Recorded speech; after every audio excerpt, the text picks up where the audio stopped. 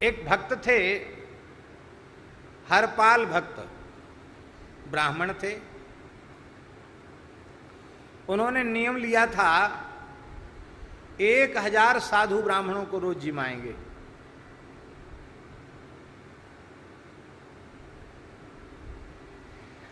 बड़े जमींदार थे, सोना चांदी बिक गया, जमीन बिक गई, कर्ज करके सेवा करने लगे, सेवा बंद नहीं की। अंत में लोगों ने कर्ज देना भी बंद कर दिया।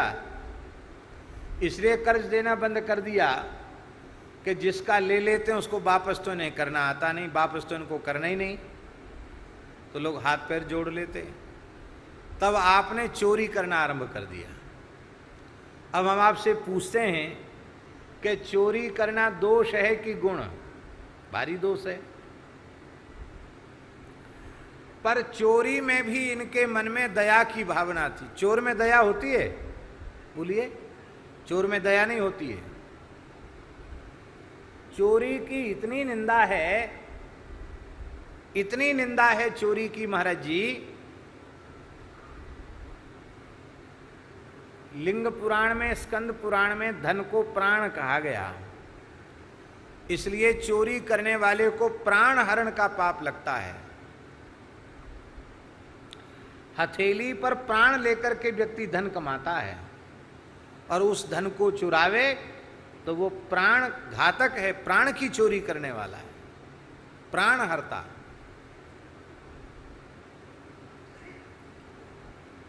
बड़ा भारी प्रायश्चित है महाराज।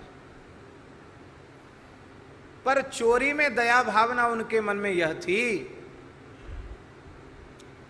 वे सोचते कि देखो लोग धन कमाने में तो लगे हैं, पर गौ ब्राह्मण संत इनकी सेवा तो करते नहीं, अच्छे काम में तो धन लगाते नहीं। तो ऐसे लोग जो कमाते तो हैं और साधु सेवा करते नहीं, ऐसे लोगों का जबरदस्ती भी कुछ धन सेवा में लग जाए तो अपना तो कुछ पाप लगेगा तो लग जाएगा, पर उनका तो भला होगा। ऐसा विचार करके ऐसे ही लोगों के घरों में चोरी करते जो कमाते तो हैं पर खर्च नहीं करते, और उसमें सोना चांदी रुपया नहीं उठाते। प्राथमिकता इस बात पर रहती कि घी तेल आटा दाल चावल राशन उठाते, उसके घर से खाने पीने की चीज उठाते। वो न मिले तो दूसरी चीज विचार करते, पहले प्राथमिकता इसी पर रहती। एक वैश्य के घर में घुस गए तो उसकी पुत्री जग गई। पुत्री ने कहा, पिताजी लगता घर में कोई चोर है। इतना सुनते उसके पिता ने पुत्री के मुंह पर हाथ रख दिया, बेटी सो जाओ, मैं भी जग रहा हूं, पर चोर नहीं है। आज हमारा घर एक महान संत की चरण रज से पवित्र हो रहा है। ये तो हमारे ही नगर के रहने वाले हरपाल भक्त हैं। ये हमारा आटा दाल चावल लेकर साधुओं को खिलाएंगे, इसलिए हम तो बिना कुंडी लगाए सोए थे कि हरपाल जी के चरण मेरे यहाँ पड़ जाएं। धीरे से उसने कहा। हरपाल जी ने सुन लिया तो अपना चादर बिछाया था, उसमें आटा दाल चावल बांध रहे थे, अपनी गांठ का चादर भी छोड़ के चले आए। ऐसे थे। बोले ये तो खुद ही भगत है, भगत के यहाँ से लाना तो ठीक नहीं है। जो सेवा नहीं करता, जिसकी भावना नहीं, उसका भी लगाना चाहिए। हमारे यहाँ साधु में कहावत है, कोतवाल जी तो बहुत पुराने संत हैं, हमारे यहाँ साधुओं में कहावत है कि जिसका अन्न जिसका चून उसका पून, साधु को पाप ना पून। साधु क्या कहते हैं? जिसका चून उसका पून, साधु को पाप ना पून। जिसका चून है, चून माने आटा, जिसका आटा है, जिसका अन्न है, उसी का पुण्य है। हम लोग दाता भोक्ता की जय बोल देते हैं, दाता की भी जय और भोक्ता की भी जय।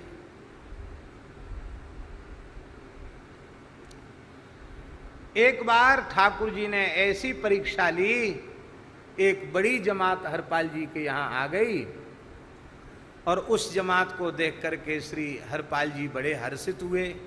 अपनी गृहिणी से पूछा कि कुछ संतों के प्रसाद की व्यवस्था है? गृहिणी ने कहा, महाराज कुछ भी नहीं है, कोई आभूषण, बोले आभूषण कहाँ, मंगल चिन्ह भी, सौभाग्य चिन्ह भी संत सेवा में व्यय हो चुके हैं, अब कुछ नहीं है। एकाध कुछ, कोई सोने का कोई मामूली था, वो दे दिया, बाल भोग की व्यवस्था हो, और कहा कि अब आप व्यवस्था कीजिए, तब तक मैं कुछ संतों को करती हूं। आप चिंतित तो हो गए और लठ लेकर के चल पड़े।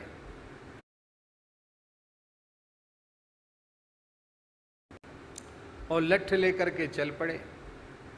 क्या रात तो है नहीं, पर दिन दहाड़े किसी की राहजनी करनी पड़ेगी। रास्ते में जाकर खड़े हो गए जंगल में। तो भगवान द्वारिकाधीश श्री कृष्ण स्वयं रुक्मिणी जी के साथ सेठ सेठानी बन के वहां पधारे, और खूब सोना आभूषणों से लदा हुआ भगवान का श्रीअंग। आवाज आभूषणों की आई। हरपाल जी ने नेत्र खोले, देखा सामने से बड़े मालदार व्यक्ति आ रहे हैं। कहा, भगत जी राम राम। वो तो उनका एक तरह से परीक्षण का प्रकार था कि राम राम करते हैं, यदि राम राम कर लेता तब तो भगत है, भगत को क्यों लूटना। राम राम सुन कोई चिढ़ जाता है तो जरूर लूटेंगे, ऐसा उनका मन था। भगत जी राम राम। तो ठाकुर जी तो लीला करने पधारे थे। इतने जोर से क्रुद्ध होकर के बोले, करे तुम्हारे जैसे भक्तों ने यही सीख रखा है, राम राम जपना, पराया माल अपना। दिन भर राम राम करते हो, रात में चोरी डाका करते हो। इन साधुओं ने देश बर्बाद कर दिया। ऐसी जैसी नास्तिक लोग भाषा बोलते हैं, ऐसी उठपटांग बोलने लगे। हरपाल जी बोले, ये तो बहुत घोर नास्तिक है, साधुओं से चिढ़ता है, भगवान के नाम से इतनी चिढ़ इसको है, इसको तो जरूर लूटना है। बोले कोई बात नहीं भगत जी, आप नाराज हो गए, हमारे लायक कोई सेवा हो तो बताओ। हाँ, काम की बात करो ना। हमको अमुक गांव जाना है, बीच में ये जंगल पड़ता है, और हमने सुना कि यहाँ एक बहुत भारी डकैत है, उसका नाम हरपाल है, वो लूट लेता है लोगों को, तो हमको बड़ा डर है, हमको वहाँ सुरक्षित वहाँ तक पहुँचा दो, जो मजदूरी मुँह मांगी मजदूरी लो। हरपाल जी तो वे खुद ही थे। तो हरपाल जी मुस्कुराए, बोले हाँ है तो वो बड़ा खतरनाक, जिसका नाम आपने लिया है तो बहुत खतरनाक।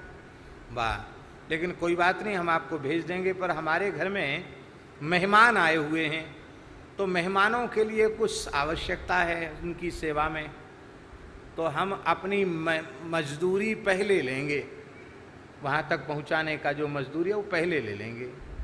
अरे बोले हाँ ले लो, भाव ताव नहीं करते, हमारा तो काम होना चाहिए, पैसे की कीमत हमारे लिए नहीं है। तुरंत ठाकुर जी ने एक सोने की मोहर निकाली और दे, लो ले जाओ, हम यहीं खड़े हैं। वो जमाना था हमारा, सोने की मोहर बहुत कीमती होती थी। स्वर्ण मुद्रा ठाकुर जी ने निकाल के दे दी। आपने गृहिणी को दिया, कहा व्यवस्था करो, बाल भोग की तो करो व्यवस्था, तब तक हम आते हैं, बहुत मालदार भगत मिला है। ठाकुर जी बोले, देखो भगत तुम आगे आगे चलना, हम पीछे पीछे चलेंगे। पीछे मुड़ के मत देखना, क्यों, हम अपनी गृहिणी के साथ क्या बातचीत करते हैं, आप भगत आदमी, आपको सुनने की क्या जरूरत। बोले बिल्कुल ठीक है। आगे आगे चलने लगे, और ठाकुर जी जानबूझकर ऐसी चर्चाएं करते करते, देखो देवी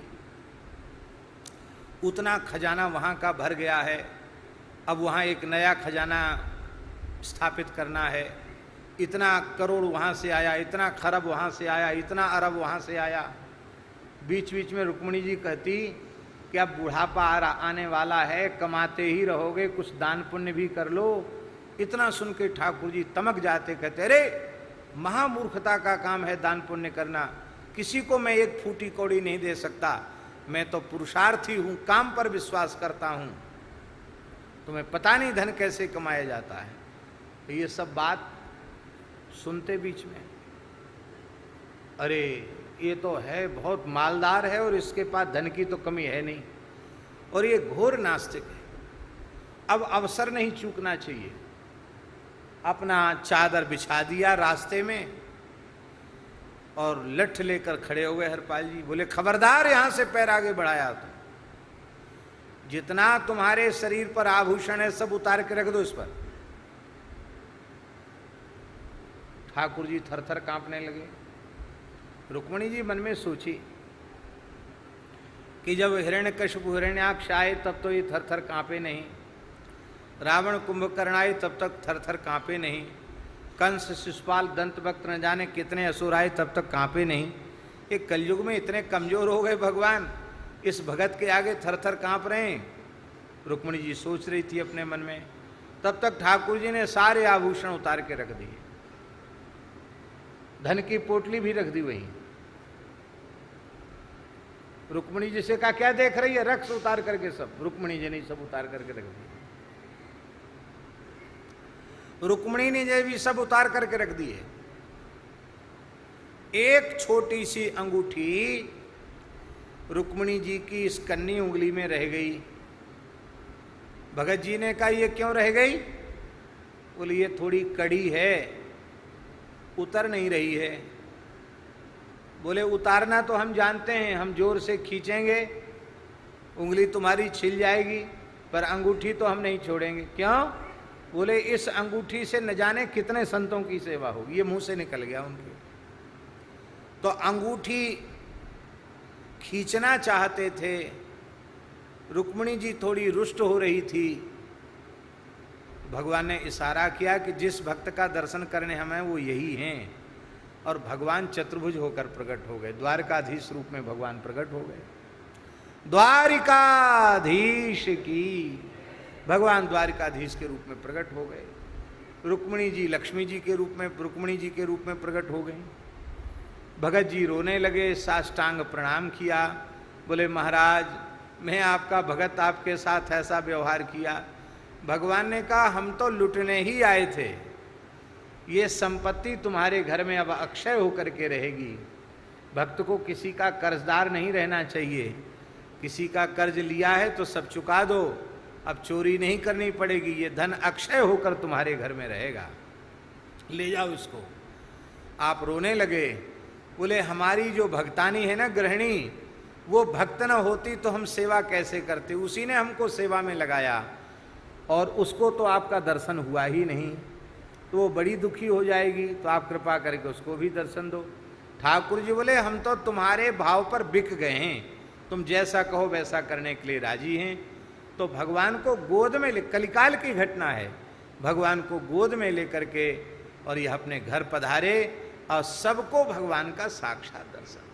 अब देखो हम ये निवेदन कर रहे हैं कि चोरी प्रत्यक्ष दुर्गुण है, लेकिन एक भक्त के पास आया तो वह चोरी भी सद्गुण बन गया। पर बात यह है कि ये अनुकरणीय नहीं है, क्योंकि ऐसी भक्ति हरपाल जी के जैसी भक्ति सब में संभव नहीं है।